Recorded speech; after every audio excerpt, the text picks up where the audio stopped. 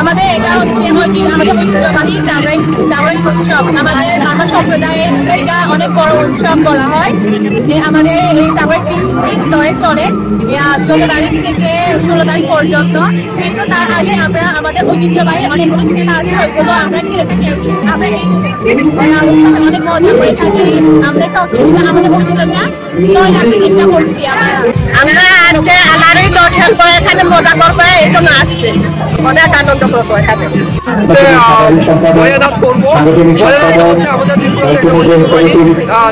যেটা দিয়ে আমরা মনে করি যে আমরা পুরনো যত গ্রানি যত দুঃখ হয় সেটা মুছিয়ে আমরা নতুনটাকে আমরা বরণ করবো। এর জন্য মূলত আমরা গড়িয়া নাচ করে থাকি। আর হচ্ছে এই বৈশাখীকে ঘিরে অনেক নানা ধরনের বর্ণাঢ্য আয়োজন রয়েছে। আমাদের দুদিন পরে হচ্ছে হাড়ি বসু, যেটা হচ্ছে আমাদের সবাই নামেই জানে। আমরা পানিতে গিয়ে গঙ্গামার উদ্দেশ্যে পানি ফুল ভাসিয়ে আরিশা মানে খালি, তারপর ভাসিয়ে আমরা গঙ্গামাকে আহ্বান জানাই। গঙ্গামার থেকে আমরা আশীর্বাদ নিই যাতে আমরা সারা বছর সুখে শান্তিতে একসাথে থাকতে পারি, পুরাতন বছরটি বিদায় জানিয়ে। আমাদের বৈশু উৎসব এবং সাংস্কৃতিক অনুষ্ঠানে অংশগ্রহণ করেছি, দেখেছি, আমার বান্ধবীরাও দেখেছে। আমার খুব ভালো লেগেছে এবং 2 দিন পর আমাদের বৈশু উৎসব, মানে সবাই আনন্দ উৎসব করে আমার খুব ভালো লাগছে। আমরা জানাতে চাই এই দেশের সকল মানুষ, সকল প্রাণ প্রিয় মানুষ সবাই যাতে শান্তিতে থাকুক, সবাই যাতে সুখে শান্তিতে বসবাস করতে পারো। আমাদের সংস্কৃতি ঐতিহ্যকে ধরে রাখার জন্য আপনারা যারা অংশগ্রহণ করেছেন সবার সুস্বাস্থ্য কামনা করছি। আপনাদের প্রত্যেককে আমি বৈশু উৎসবের শুভেচ্ছা জানাচ্ছি। আসলে বৈশাখী একটা উৎসব শুধুই, আমি তো মনে করি এটি একটি মহা উৎসব। এটি আমাদের সর্বজনীন উৎসব, আমাদের এটি প্রাণের উৎসব, আমাদের একটি মিলনের উৎসব। আসুন আমরা আমাদের এই উৎসবের সময়টাকে করতালি দিয়ে সবাইকে অভিনন্দিত করি।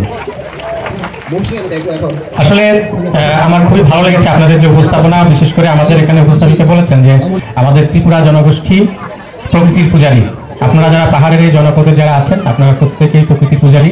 আজকের এই বৈশু উৎসবে আসুন আমরা প্রতিজ্ঞাবদ্ধ হই, আমরা আমাদের প্রকৃতিকে রক্ষা করি, পরিবেশকে রক্ষা করি। দীঘিনালা থেকে যারা এসছেন তাদের যে প্রকৃতির উপর যে উপস্থাপনা, এটি একটি অত্যন্ত আমি বলবো যে দৃষ্টিনন্দন উপস্থাপনা এবং আমাদের এখানে উপলব্ধির বিষয় আছে। এর আগে দুটি উপস্থাপনা হয়েছে, সেটিও মনোমুগ্ধকর। তো আসুন আমরা যদি আমাদের এই পাহাড়ের ঐতিহ্যকে যদি রক্ষা করতে চাই, তাহলে হচ্ছে আমাদের প্রকৃতিকে রক্ষা করতে হবে। কিন্তু এই প্রকৃতিকে রক্ষা করতে হলে আমাদের এই পাহাড়কে বাঁচিয়ে রাখতে হবে, পরিবেশকে বাঁচিয়ে রাখতে হবে। আসুন আজকে আমরা এই দিনে প্রতিজ্ঞা করি, যারা আমরা পাহাড় কাটার সাথে সম্পৃক্ত আছি তারা আর পাহাড় কাটবো না, আমরা আমাদের প্রকৃতি এবং পরিবেশকে রক্ষায় ভূমিকা রাখবো।